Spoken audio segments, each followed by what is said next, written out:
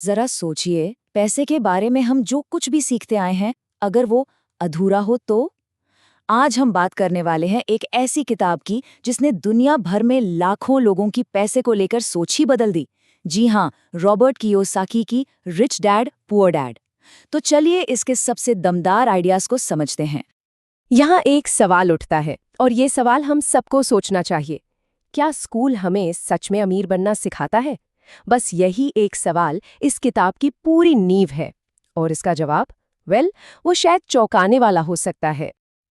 तो इस किताब की कहानी शुरू होती है दो पिताओं से। हाँ, एक नहीं बल्कि दो। और पैसे को लेकर इन दोनों की सोच में जमीन आसमान का फर्क था। और इन्हीं दो अलग अलग नजरियों से लेखक ने जिंदगी के सबसे बड़े सबक सीखे। एक तरफ थे पुअर डैड, जो असल में लेखक के अपने पिता थे, बहुत पढ़े लिखे, एक अच्छी खासी नौकरी वाले। और उनकी सोच क्या थी?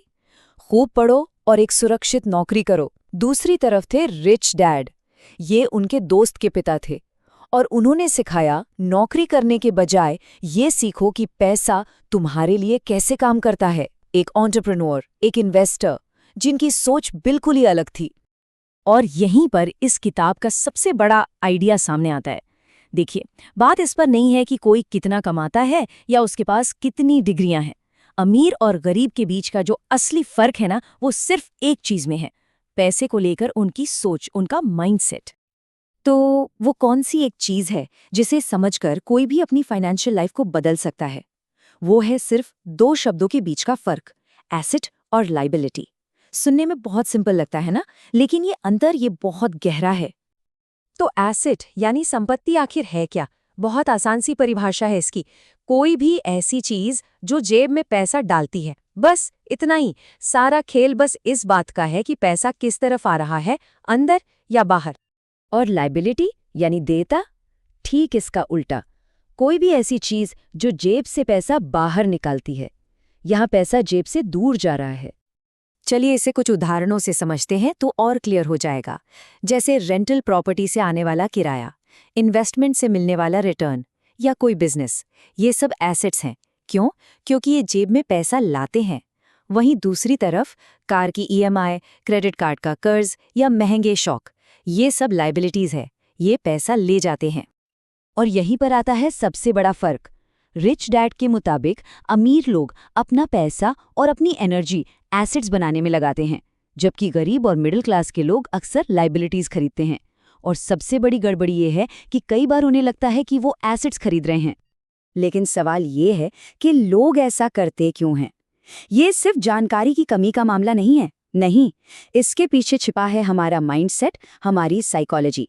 तो चलिए समझते हैं कि इन दो पिताओं की सोच में असल फर्क था क्या। एक तरफ थी डर वाली सोच, जो पुअर डैड की जिंदगी चला रही थी। उनके लिए जॉब सिक्योरिटी ही सब कुछ थी। और दूसरी तरफ थी मौकों को देखने वाली सोच, जो रिच डैड को आगे बढ़ाती थी। वो हमेशा ग्रोथ और नई अपॉर्चुनिटीज की तलाश में रहते थे। पुअर डैड की बातचीत में एक लाइन बार बार आती थी, मैं ये अफोर्ड नहीं कर सकता। अब सुनने में ये एक सीधा साधा वाक्य लगता है ना? पर असल में ये लाइन दिमाग पर ताला लगा देती है, सोचने की प्रोसेस को वहीं पर खत्म कर देती है। लेकिन रिच डैड वो एक अलग सवाल पूछते थे, मैं इसे अफोर्ड कैसे कर सकता हूँ? फर्क देख रहे हैं? एक शब्द का फर्क। लेकिन ये सवाल दिमाग को खोल देता है, ये क्रिएटिविटी को जगाता है और किसी को भी प्रॉब्लम सॉल्व करने के लिए मजबूर कर देता है। तो ठीक है, ये सारी बातें समझ आ गईं, पर अब सवाल ये है कि इन्हें अपनी जिंदगी में कैसे लाया जाए। ये किताब हमें अमीर बनने के 5 सीधे सीधे सबक सिखाती है। पहला और सबसे जरूरी सबक, फाइनेंशियल एजुकेशन लेनी होगी, क्योंकि स्कूल ये काम नहीं करेगा। दूसरा, ध्यान सिर्फ लायबिलिटीज जमा करने से हटाकर एसेट्स बनाने पर लगाना होगा। तीसरा, सिर्फ पैसे के लिए काम नहीं करना है, बल्कि सीखना है कि पैसा हमारे लिए कैसे काम कर सकता है। चौथा, कैलकुलेटेड रिस्क लेने से डरना नहीं है, हर रिस्क में एक मौका छिपा होता है। और पांचवां और शायद सबसे जरूरी सबक, हमेशा याद रखना है कि असली खेल पैसे का नहीं, माइंडसेट का है। ये सारे सबक, ये सारी बातें आखिर हमें ले कहाँ जाती हैं? ये सब सिर्फ एक मंजिल की तरफ इशारा करती हैं, एक ऐसा लक्ष्य जिसे हम सब पाना चाहते हैं, और वो है फाइनेंशियल फ्रीडम, यानी आर्थिक स्वतंत्रता। तो इस पूरी बातचीत का निचोड़ क्या है? सार यही है कि कोई अमीर बनेगा या नहीं, ये इस पर डिपेंड नहीं करता कि उसकी कमाई कितनी है, बल्कि इस पर करता है कि वो उस कमाई को संभालता कैसे है। असली आज़ादी का रास्ता एसेट्स बनाने, लगातार सीखने और स्मार्ट रिस्क लेने से ही मिलता है।